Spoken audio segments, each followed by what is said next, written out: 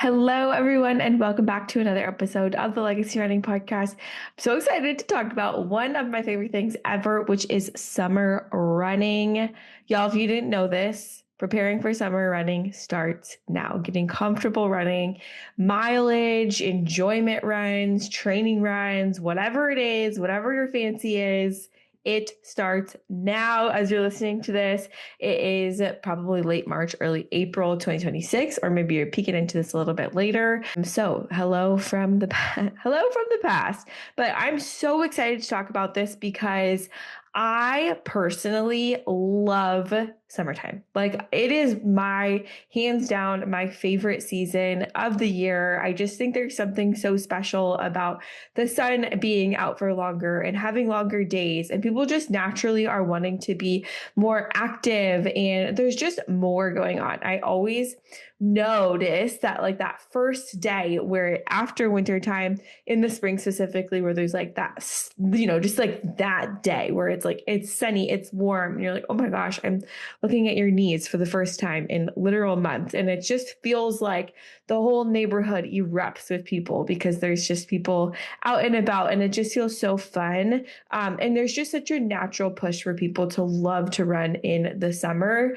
And I know like there's caveats of like, Phoenix. I used to live in Phoenix and it was so hot in the summertime and it was actually the worst time to run. Or maybe you live in a climate where it's nice all year round, or maybe you're in Australia. I have a lot of shout out to my Australian gals. I have a lot of Australian gals or New Zealand gals too, where, maybe you're in the reverse. But nonetheless, the principles are still going to hold true. I personally, if you guys have been following this for any period of time, you know that I love a good like spring, late winter race because I love training through the fall, winter. Like I just love having something where I'm absolutely forced to train for something, or like forced to run outside when it's gross out because I have a specific goal, because it's just more challenging to get outside in those times and seasons versus in the summer. It's like people want to meet up for runs. Like there are just naturally like we have more running series that are like happening in my area, and I'm sure in yours as well. So today I want to go through like literally how to lay down the foundation so that you're going to have comfortable summer running miles. And I will say, guys,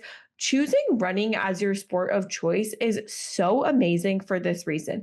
Running is an incredibly high level activity. If you are able to perform the demands of running comfortably and well, that is telling me that the foundation of your body is extremely strong, and therefore the carryover into other activities is going to be marked. Like if you are able to run for even like 3 by 30 minutes 3 times a week, that is going to have massive carryover into the other areas of your life, meaning that like going for a 3 to 6 mile, this is just random numbers here, but like going for a moderate hike is not going to be as invasive onto your body, or playing like pickleball or playing tennis, or like I'm trying to think of like pick up things, like even like pick up basketball. People always get hurt and pick up basketball, but it's because we're not trained to the dance. But like with hikes or longer bike rides or walking around Disney World, like if you're doing the appropriate things for running, the carryover is so marked into other areas of the body or to other areas of activity,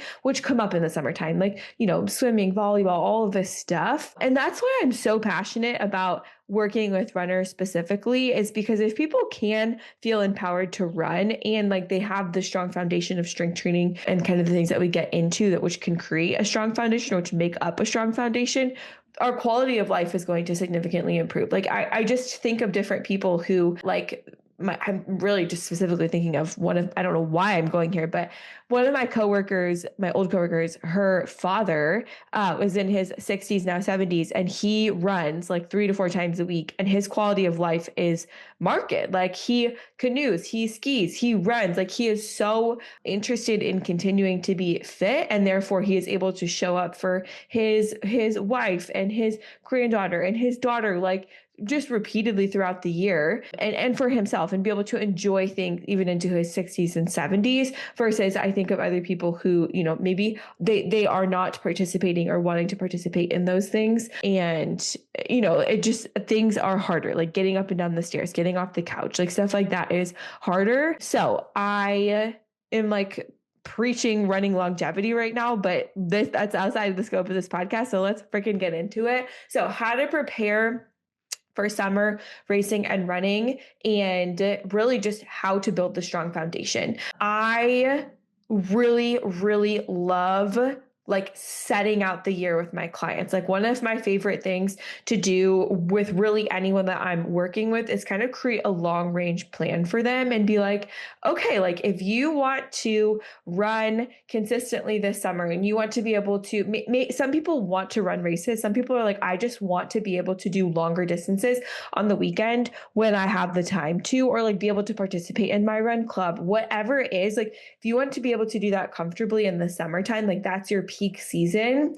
then like let's back into that and make sure that when you get there, you're extremely confident and you're not going to be derailed by an injury going into that. So I have 3 things that I like to think about when I am preparing somebody for a higher volume season of running or more running or, getting back into it. And these are the 3 things that I like to kind of get someone prepped and ready to go. So number 1 is going to start out with a strong foundation outside of running. So this is going to be, I hate to say the word strength because it's not necessarily strength, but it's making sure that your body is prepped for the demands of running. And let me give you like a quick example of how I've seen this kind of play out in a couple different ways. So what I will get into is like kind of what we do need from like that quote unquote strength training, like mindset and strength, not mindset, but the practicals of strength training. I do want to get into that, but let me just kind of like map out how I see this play with a lot of people. So I work with a lot of women, really ages like 35 to 55. And I really see this trend that is happening with women. And maybe you fall into some range of the spectrum. Maybe you fall into some range of the spectrum. It can be really, big and a big gap, or it can be a really minute gap that I like to close with people. But like a great example is I worked with a gal not too long ago who was a collegiate athlete, and now she's in her 50s and she's extremely active. She like loves to hike and bike and run and weight train and do all of these things, but she's had a couple of different injuries along the way, and she never really went back and like really honed in on these like specific foundational things. So when I'm saying foundational things, I'm like, okay, sure, you can do a goblet squat when you're at this like kind of group fitness class, and you can modify some of the box squats, and you can do lunges and whatnot. But like you're still having to modify a decent bit of the class because it's uncomfortable to like your hip and to your knee. So therefore, there's these underlying foundational things that are not necessarily comfortable for you to go to like the full capacity of strength training that you want to do. But there's like this kind of mindset of like, well, I was a collegiate athlete. Like I was a collegiate athlete. So then like, I can do these things. Mindset wise, absolutely phenomenal. But there is a real gap there of you're, in your 50s now, but you were a collegiate athlete when you were in your 20s. So there's actually a 30-year gap of what your body was capable of and what it is capable of now. And the mindset's amazing, but we're still missing that specific kind of those foundational things to allow the hip and the knee to be comfortable with these higher level activities, such as running, racing, all of these things. And one of the huge like kind of, scenarios that we saw play out was this client was working on her underlying foundational things, was really working towards that, was feeling great. And then went out and did like this really big hike that wasn't necessarily, we weren't necessarily planned for. And she had a flare up for a couple of days and was really frustrated by that. And it was like, well, we haven't necessarily trained up to that specific demand yet. And then, which is why the flare up has occurred. So we really had to go through some of the principles that I'll teach you on this podcast of like basically just preparing for those things well. Before we get into like the specifics of strength training, another example that I see, and maybe this one's a little bit more relatable, but I see this a lot with moms. Okay. So typically people have kids at all different ages, but like, let's just say, in your 20s or in your teens and 20s, you are running a certain sort of way. Like you're like, I am consistently running half marathons, or I'm consistently running marathons, or I'm able to consistently run. And then, you have a child, and that is a huge relative trauma to the body. And from there has to be a certain rebuild period. So there's just foundational things that are really challenging. Like I have a friend that just had a baby and was, hip thrusting to a 200 pounds like a week before her child was born, and then after can't even do like a body weight hip thrust, a month after. And like, of course, that will get better with time, but also there needs to be some specificity to that. And then, of course, we have underlying deficits there, and then you have another child, and then they just kind of like add on to themselves. And this just brings up to the fact that, like, number one, like, what a gift. Like, that is amazing and incredible. And like, moms are literally amazing and heroic. And like, that is such a beautiful like change to happen.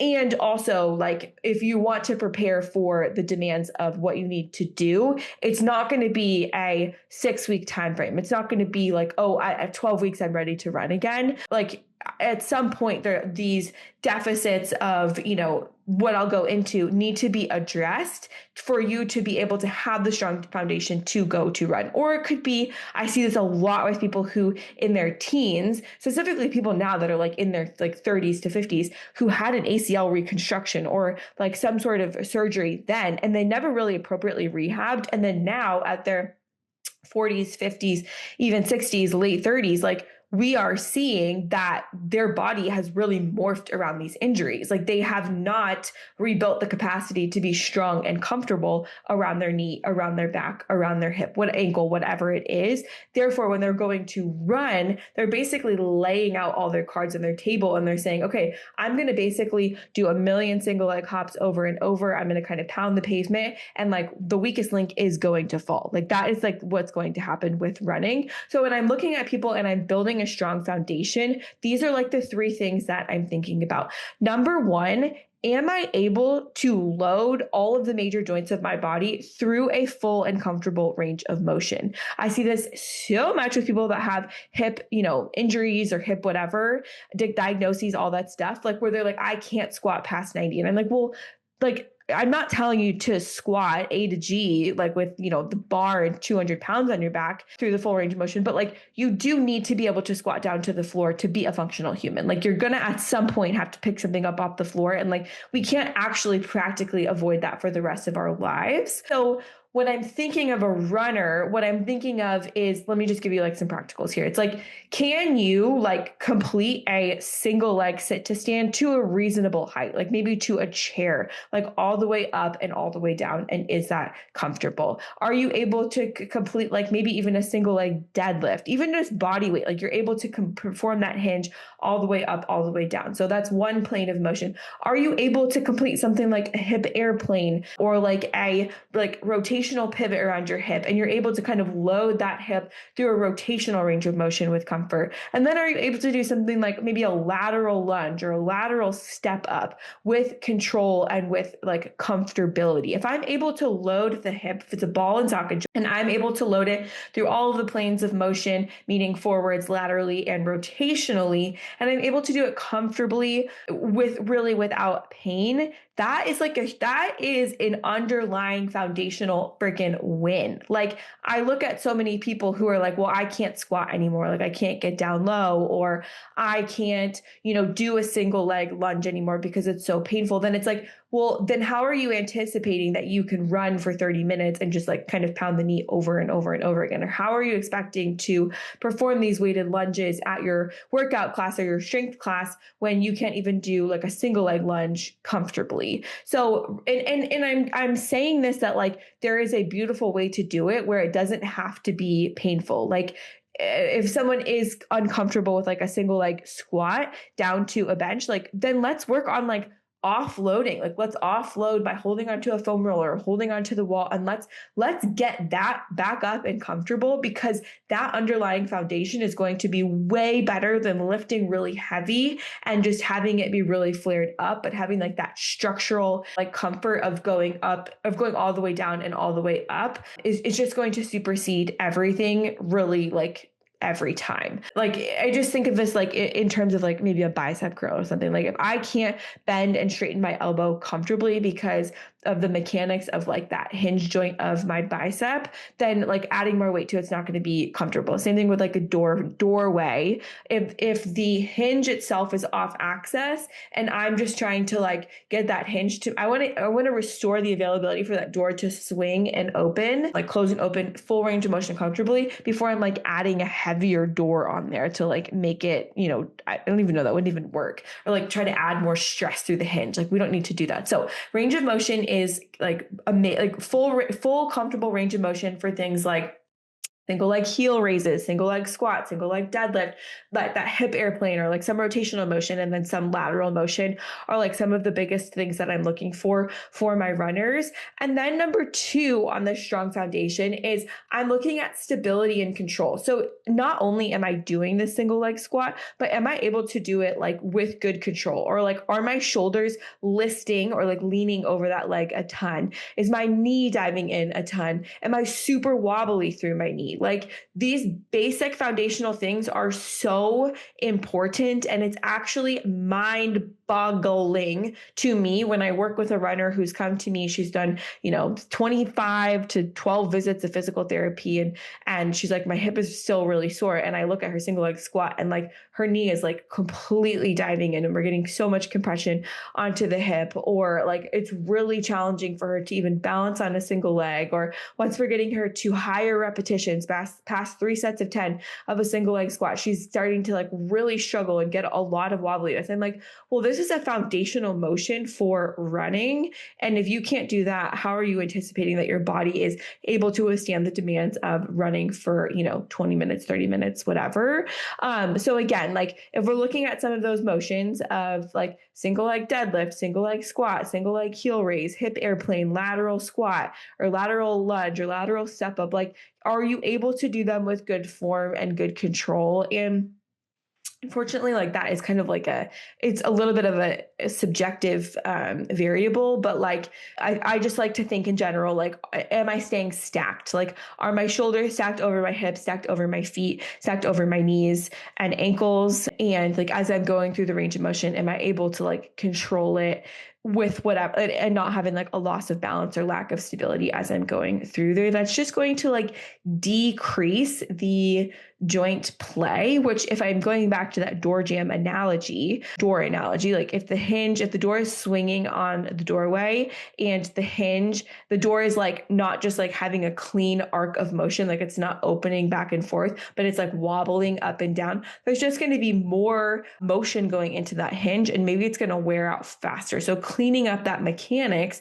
is going to allow that hinge or the joint to have a longer like shelf life basically, and be more comfortable. And then when I like make the door go really, really fast, aka running, that hinge is going to take less force because I have more like control and stability through there. So these are like the 2 biggest things that I'm working on with literally every single one of my clients and athletes. Like if they're like, some people have really low hanging fruit and they're like super unstable and have really like lots of discomfort through ranges, like small ranges of motion, that's what we're addressing first. For some of my athletes that come in a little bit more like sharply tuned, we're just working on like, okay, can you do it for longer repetitions? Can you do it at faster speeds, meaning the like full range of motion and stability and control? And then we're adding strength. Like then and only then are we like adding strength, because they have the great underlying foundation to be able to do that. So this is the first thing that I'm looking at when I'm thinking of preparing someone for summer running. And it really just is assurance that like, okay, I'm not necessarily like, maybe you're not like injured right now or like going through or having like significant amount of pain now, but like as you start to build that base or as you start to build volume, again, we're laying all of our cards out on the table and we're saying, okay, what's the weakest link? And is that going to get injured as I'm increasing my volume? And this is the way to be like, okay, I don't necessarily have a weakest link, like potentially. So combating that. So building a strong foundation, that is like my bread and butter. That is what I love to do. If you've listened to this and you're just like, oh my gosh, I need that, like check the link in the show notes. Empower Hip program. Literally would love to help you build a strong foundation for the summer. And yeah, this is like, that's like my literally like, I mean, the other two things I enjoy doing, but like that's like my favorite thing to do ever. So let's just cut to that right now. So strong foundation for summer running is number one. And then number two is going to be volume honesty. Okay. Volume honesty. This is absolutely massive. And honestly, this is probably the number one reason why people, okay, it's probably the number two reason. The first reason is probably having continual help with the strong foundation. But number two is volume honesty. There's probably the number two reason why people continue to work with me in just like my continuity coaching program. And let me just give you a fun example. So what does going to Disney World, gardening, skiing, and caring for young children that maybe necessarily aren't yours, like babysitting or like watching your nieces and nephews, what do all of these things have in common? Think about it. Walking Disney, gardening, skiing, caring for young children. Okay, let me tell it to you. These things require a lot out of you that you might not necessarily be trained for. Okay. So I share these examples because this is like, as a physical therapist, like this is so incredibly common. People go to Disney, immediately have like tendinopathy, knee pain, hip pain, back pain, whatever, because it's so significantly higher volume than what they're doing in their day-to-day life. Gardening, holy ish. Like literally it's been nice out here. And like, I look at people gardening and I'm like, your mechanics are terrible. And you're standing in that position for literally like 6 hours on a Saturday. And then you're having intense pain that night. Like because your body mechanics are poor and you're doing something that is much higher than you're normally doing. So you're like exposing yourself to a huge load that you do not have the capacity for. Ski trips is the same thing. People, will go on a ski trip. It's like, when are you ever skiing 6 days back to back? Like, let me know. Okay. If you're not training for that, of course you're going to be sore. You're going to have higher risk for injury. Like that is, I mean, my husband has a whole career based off of this. And then also caring for children, like specifically that aren't yours. Like I'm just thinking you're getting up and down off the floor, you're carrying someone, like it is a lot of load to the body. And if you haven't prepped up to that, you are going to have, soreness, flare up, injury, so on and so forth. So what I really like to have my clients think about, and what I think about for them is like, where are you actually at? Like, volume freaking honesty. I have a client that I worked with who went to Europe over the winter. I think it was Europe. Was it Europe? Yeah, she went to Europe over the winter. And her like biggest goal was that she had ankle pain and she had hip pain. And she was like, okay, I need to get back. Like, I want to get back to running. I want to get back to hiking. I'm also skiing right now with my daughter. And I have this like Europe trip. And I was like, okay, well, where are we at? Like, where are we at? And she's like, honestly, we are nowhere. I am not exercising. I am like, my step count is extremely low. And this like European trip was coming up in a couple of weeks. And I was like, okay, honestly, like before we start to like go balls to the wall and like load you ready to be able to like start running, like we need to get your walking tolerance up so that when you go to this Europe trip, you're not like so irritable and pissed off that like your hip and your knee that you can't, progress to running later in the program. So we just literally started with like 3 30-minute walks a week and then like progressed to one longer walk on the weekend. I don't remember the specifics overall of her numbers and whatnot, but like we literally had to start with a walking program and then start to progress that. And then from there, and also progress or initiated a strength training program or that strong foundation program. And then she was able to do the Europe trip. And she was like, literally like, I was so tired. I was still sore because we only had probably like 2 or 3 weeks to ramp up to that. But she was like, I would have been so much worse off if I wasn't doing that. And the same is true for running. Like, I think it's challenging if we have been like a lifelong runner and, or even if we're just getting into running, because you maybe like notice that if you've been a lifelong runner, it's like, okay, if you've taken time off or maybe you just haven't been as consistent, you're like, well, I know that I can just run 6 miles. Like for me, like I love running 6 miles. 6 miles is like one of my favorite distances to run of all time. So then therefore, like if I'm getting back into running, quote unquote, like I just feel like I should be able to run 6 miles. And I talked to so many people who are like, well, I used to run 5, 6, 7 days a week. So like, I should just be able to do that. And it's like, well, if you haven't done it for a really long time, like that's going to be a lot of load on your body and you don't necessarily have the capacity for that yet. Similar or dissimilarly, like if you're someone who's just getting into running and maybe you're like, well, I think I need to run this much. Like that's what my app says. That's what my run club says. Like that's what we do. Then it's like, okay, well, you haven't necessarily given your body the capacity to like load up to that potentially.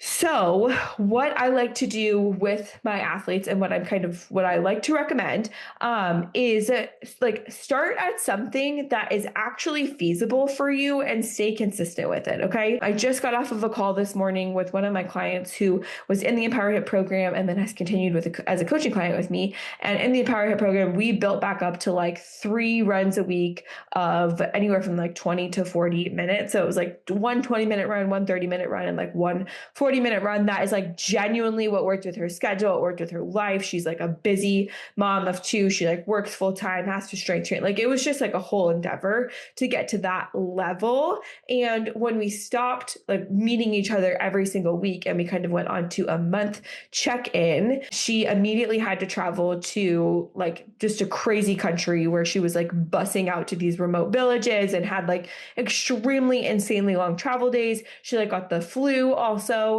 And there was like a week where we like our connection was really poor. So she wasn't able to like get the programming that I was giving to her. So it was literally 3 weeks of not having really any volume, like 3 weeks of maybe 1 20-minute run.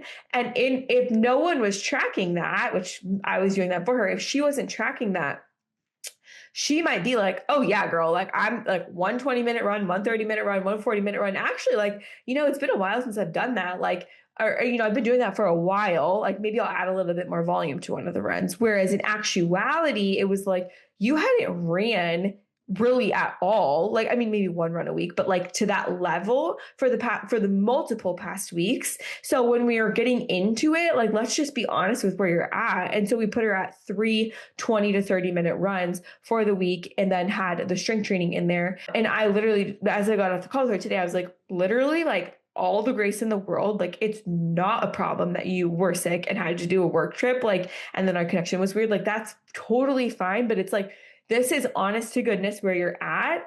And sure, maybe you could do a higher volume and like would be fine, but let's just be so conservative and like, let's have you have an amazing week as opposed to doing too much and then flaring yourself up and needing to take a step back. So we put her on for the 3 runs and then 2 strength trains. And I'm like, the name of the game is just getting these runs in, getting back into it. And then honestly, like as soon as that feels good, we'll hold you for at that for like 1 to maybe 2 weeks. Then we can start to progress your volume towards your goals that you have. But it just like, I think it not that it was a wake up moment for her because she understands and knows that, but I think for a lot of us, like it can be a wake up moment that like we can't necessarily be so flippant with our volume, specifically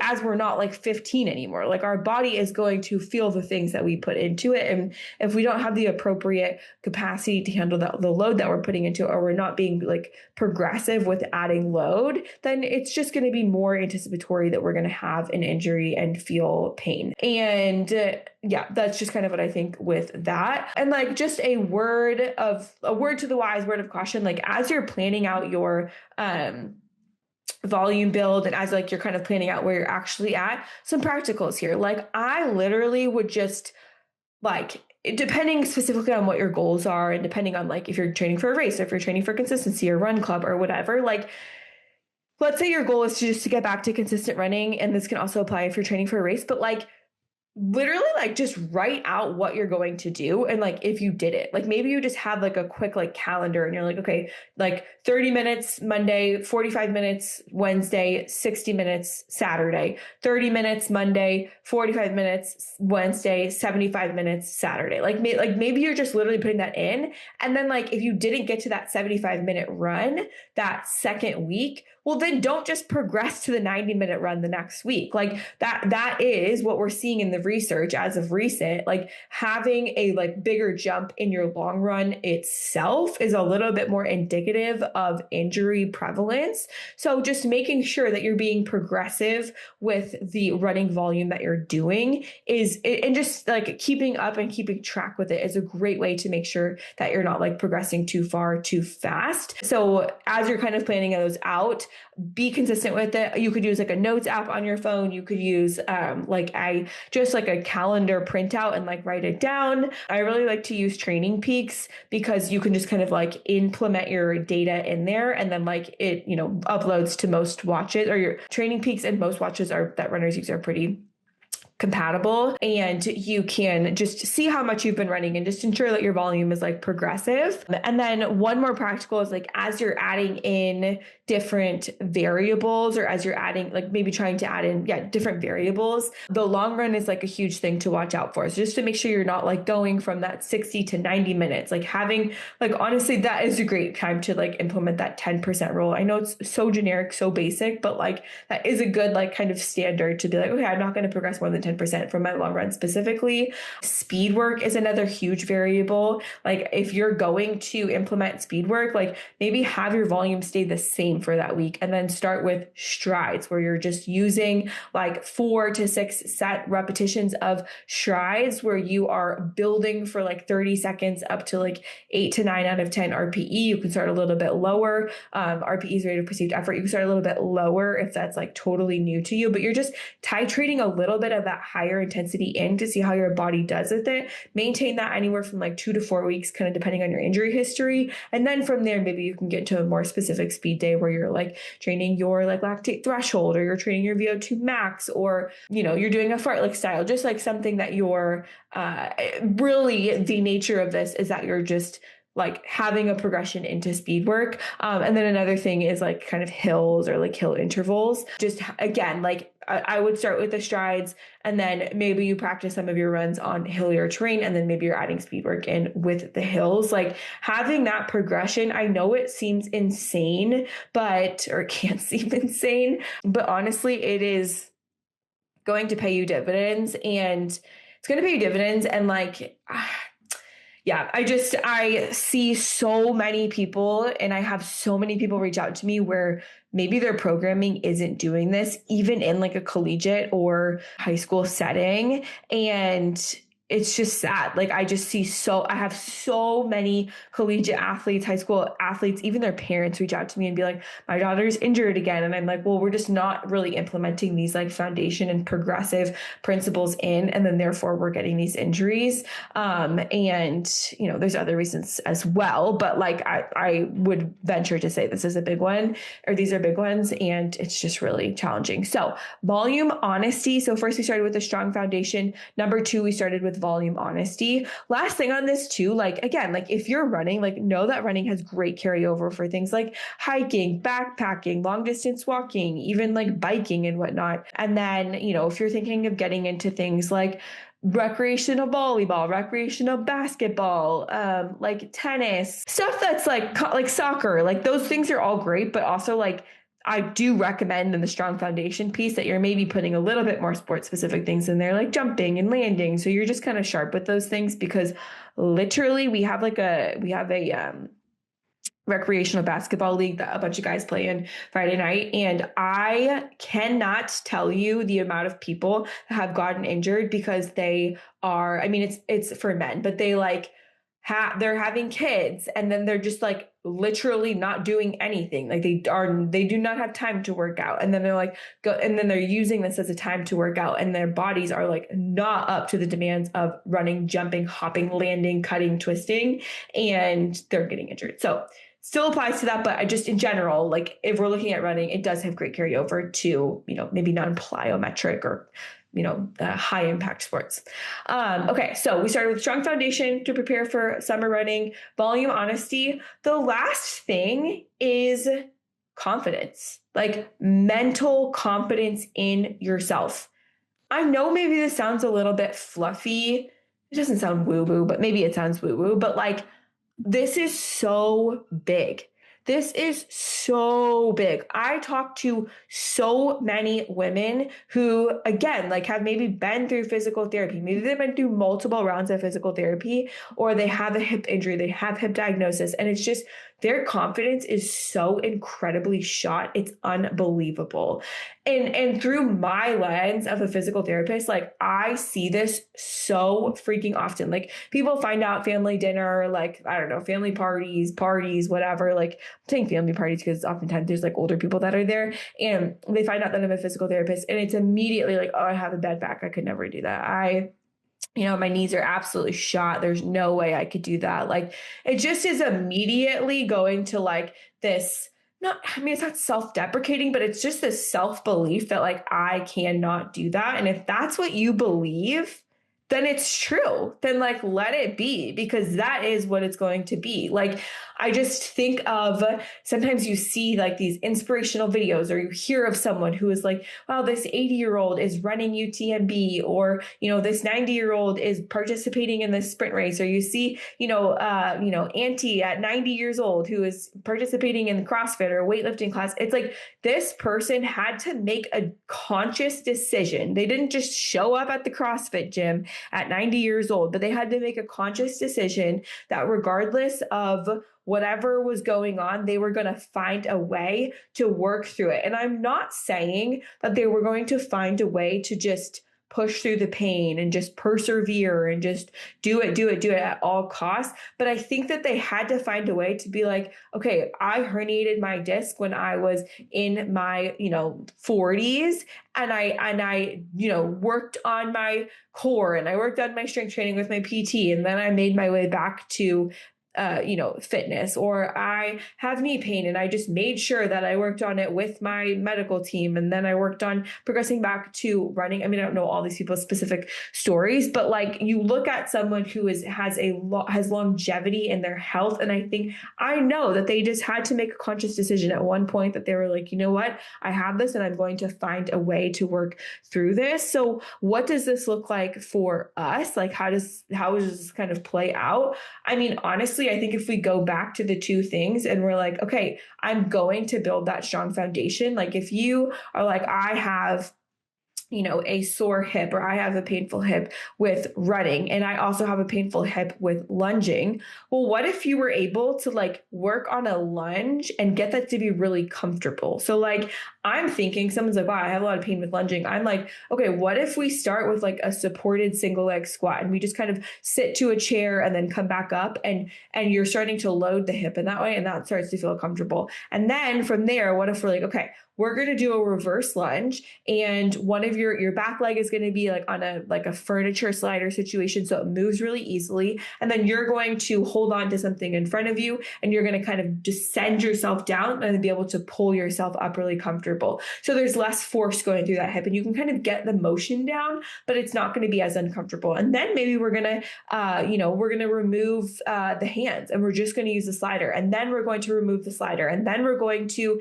add weight to it. And like this progression, you're like, holy cow, I am able to lunge now. Like I'm able to lunge comfortably. And then at the same time, you're, having a consistent walking schedule. And in some of those walks, you're doing a 5-minute continuous run, or maybe you're doing a 10-minute continuous run. And you're like, wow, I'm actually like not having pain with running. And this lunge thing is feeling really good. And then all of a sudden you're weightlifting with weights, and you're doing reverse lunges, and now you're running for 20 minutes continuously 3 times a week, and it feels really good. Like, what is that going to do to your confidence? Like that is going to markedly increase your confidence and allow you to be like, no, like I actually, like my hip actually can withstand the demands of running. And I think this is where it gets really challenging in the hip world, because we're offered these solutions, quote unquote, like we're offered these interventions, I should say, of like surgery,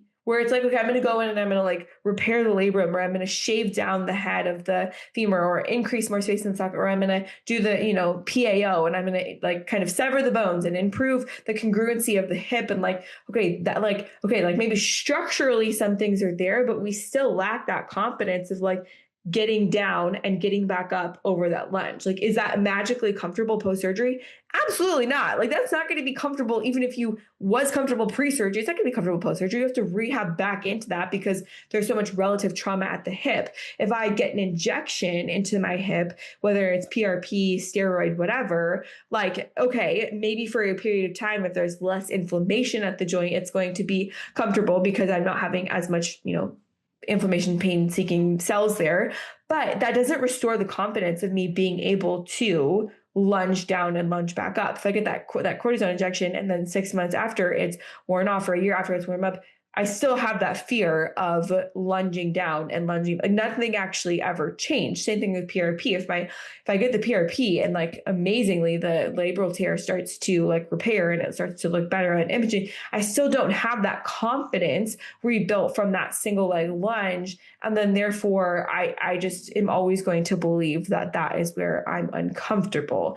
So I think confidence is multifaceted of like, confidence is multifaceted of like, just we need to be able to stack small wins where we're specifically feeling limited, where we are specifically feeling uncomfortable. And that's why I'm like, I talk to people all the time. How many times have I said this podcast? I talk to people all the time. It's so annoying, but really I have lots of conversations with people and I'm like, I'm actually not interested in you being like, my hip hurts, my hip hurts, my hip hurts. Like, that's fine. Like, I get it. I empathize with you on that, but I'm like, what specifically is it bothering you with? Because that's important. Like, if it's just sitting, well, not just, but if it's sitting at work, that's huge information for us versus you're like, no, I actually do fine with sitting, but I actually have the most bother and the most pain when I am sleeping at night, or when I am trying to do my strength training for running, or when I hit that 20-minute mark at running. Like, those details are really specific because then therefore, if it's doing your strength training for running, well, can we modify some of those things and start to make them take the weight away and then build that strong foundation more, make it more comfortable, and then have you build back up to that? Or if it is sitting, like, okay, well, like, what's your sitting, duration? And like, is it like a positional thing, or is it like, okay, after you sit for a while, you get a lot of compression into the hip, and then actually therefore, like, throughout the day, we actually lack more stability over that hip. So then when I'm walking, I'm getting more pinching and compression. So then what if we start to work on improving the stability over that hip, and then we're getting less compression, we're actually getting decompression and great muscle utilization. And then when you go to sit down, you have a little bit more longevity because you have more bolstering in the hip. So then when you sit, it's not as uncomfortable. Like, what if, we worked on and attacked it that way, as opposed to injecting something and hoping to God that it just goes away. So these are the three biggest things that I'm thinking about when getting someone prepared for summer running. Number one is building that strong foundation. Number two is having volume honesty and having some sort of progressive plan to increase you to your specific goal. And then number three is building specific confidence by stacking small wins. As you build that strong foundation and as you start to build comfortable runs with specifically where you're at, and also like hammer out any other things that are making it feel worse. Like, like if you're stressed, does it feel worse? Or if you eat certain things, does it make it feel worse? Or, which that's not really super common, but could be. Or, if you sit for long periods, if it make it feel worse, like what specifically are the things that you need to work on to build confidence? These are like the top three things that I'm seeing, and I have seen hundreds of times help women build confidence to train strong for summer running or summer races. Okay, I'm going to end this podcast with one activation for you guys. And I just feel like if you're sitting here listening to it and you've like absorbed this information, nothing's going to change unless you actually take action on it. So this is something that I'm currently doing with my Empower Hip program right now. We are in week 10. And this is exactly what we're doing this week. So let me kind of bring you into it. I want you guys to take out either if it's like a notes app on your phone or even like a calendar of the year and just map out like what you want to do. Maybe it's for the next couple of months, maybe it's for the whole year, but like, what are the specific goals that you have for yourself? Like maybe it's March now, March going into April. Maybe you're like, hey, in July, my family is going to this cabin and I love to run with my sister, or I know we're going to do like lots more hiking and lots more walking than we normally do. Okay, if that is the case, higher volume for July. Okay, maybe April, you are looking at building that strong foundation and you're just making sure that those underlying motions for the hip and for the back and knee and ankle and all this stuff are really strong and supported through full ranges of motion in all, planes of direction. And you're like being honest with where your volume is at. And maybe you start a plan where you're like, okay, like I'm going to run right now, I'm running 0 days a week, or I'm running 2 days a week, or I'm running 4 days a week. I'm going to start with where I'm at. And I'm just going to be really, really consistent for the month of April. And I'm just going to stay where I'm at. And I'm going to work on some of those underlying kind of strength foundational things. And then maybe for the month of, I always need to like physically see this. So I'm just like literally pulling up my calendar here. Okay. So April, you're like staying consistent, working on the like foundational things. And then maybe May and June, you just have like some sort of build. Like you're like, okay, in May and June, I'm just going to like slowly build my volume. Like I'm going to, on the weekend when I have my run, I'm going to maybe make it a little bit longer. And every kind of 3 to 4 weeks, I'm going to have a cutback week. So I'm going to have a deload week where I'm like I'm going to like push my body, and then allow it to recover. Maybe you're doing that with like your volume and you're staying consistent with strength from May and June. And then in July, you are, going to deploy and you're going to do this awesome hike and this awesome run and feel really amazing with it. Like give yourself some runway, whatever it is, like the phases, I would say, or like give yourself some sort of base where you can just like be honest and be consistent. And then give yourself some period of like build where you're able to be like, okay, if I'm, racing in August, like maybe May, June, July, I'm building. And then April is a foundational. I'm being consistent. So when I do have that build, I'm not just going balls to the wall and making, laying my cards on the table and having things be really sore. If you're like, oh my gosh, Sarah, what the literal heck? Like, I can't do this. I don't know how to build a strong foundation.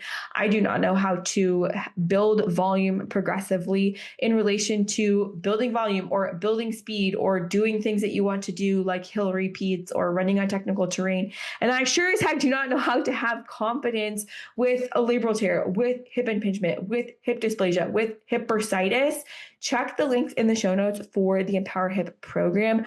I would literally love to connect with you over this. Maybe it's for right now. Maybe it's for this fall. I don't know, but like, I would love for you to know what this program exists. These are like the top 3 things that we do in the program. We build a strong foundation, have volume, honesty, and a progressive plan, and then build confidence, both with like progressing and with setbacks, because we know that those are super common. Feel free to apply. If you fill out the application, it's like there's like 5 questions on there. It will link you to my free booking calendar.